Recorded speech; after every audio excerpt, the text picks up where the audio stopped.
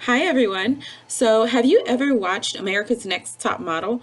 If you are an America's Next Top Model fan, then you'll know that every week contestants were taken off and eliminated because their facial expressions didn't match exactly what Tyra thought that they should be. They didn't really hit the mark.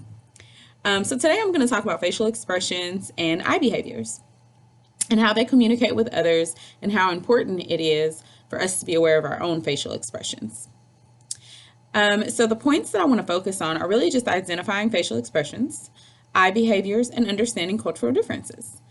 So a smile in the United States means the same thing in Africa or Europe or China.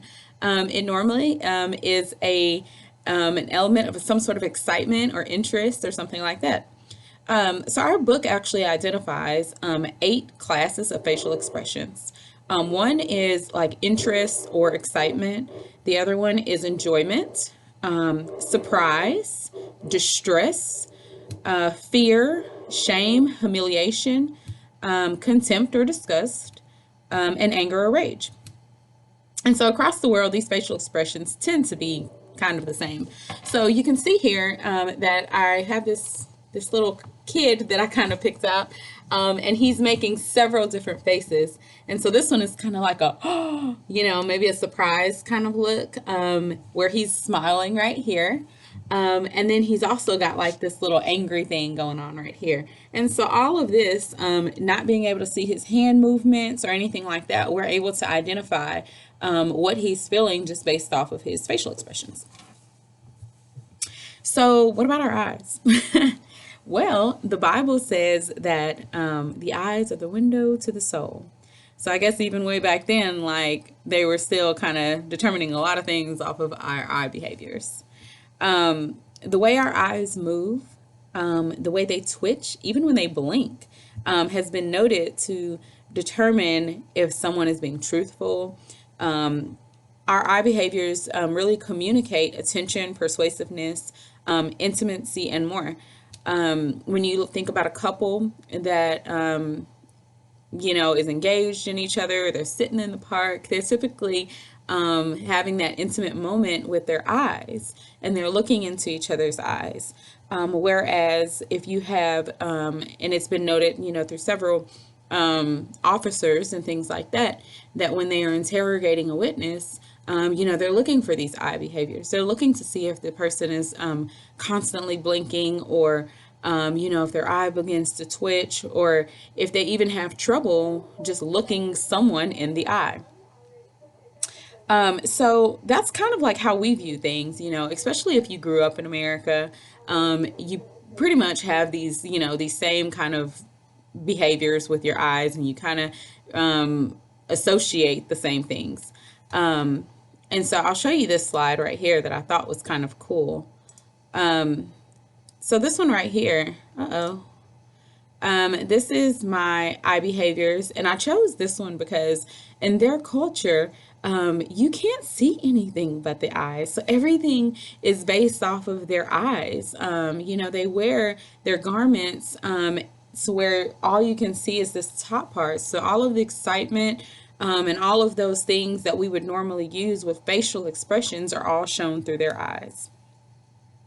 So it's important to understand how facial expressions relate to cultural and religious differences.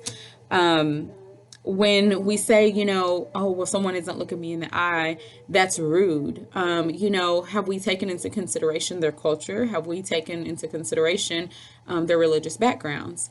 Because for many, like on this third slide, we talk about nonverbal communication. In the Asian and the African cultures, they're actually taught to avoid eye contact. And so when you're speaking with someone from one of those cultures, you have to understand that as to not take it the wrong way, but also to not make them feel uncomfortable, by steadily trying to engage in eye contact.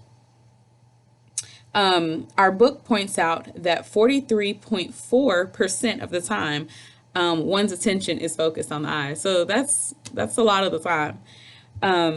But just kind of in summary, facial expressions and eye behaviors are really just a key part to communicating with others.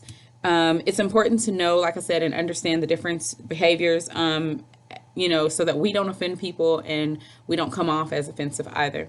I want to end with this quick little story, but so I am actually a human resource manager. I'm sitting at my desk right now.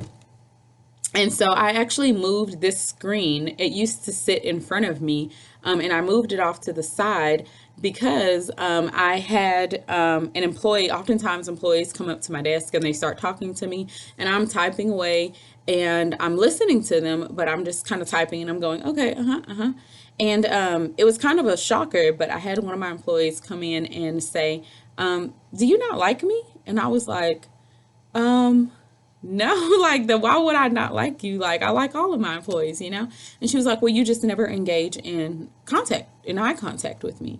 And so I made it a point to move my screen to this side, so that I'd have this whole area open so that when my employees came in to talk to me, I could stop what I was doing over here, turn this way, and really engage with them and give them my attention. Because I never want to make my employees feel like I don't like them, or that their time that they're coming to me isn't enough. I want to make sure that they get the attention that they need and that they get their problem solved. So that was kind of an eye opener for me. And so that's something that I've done, and tried to make a conscious effort to stop everything that I'm doing so that I can engage, because that's obviously something that they are expecting of me and that they need. So I hope y'all enjoyed my informative presentation on eye behaviors and facial expressions. And that's it. I'll see you soon. Bye.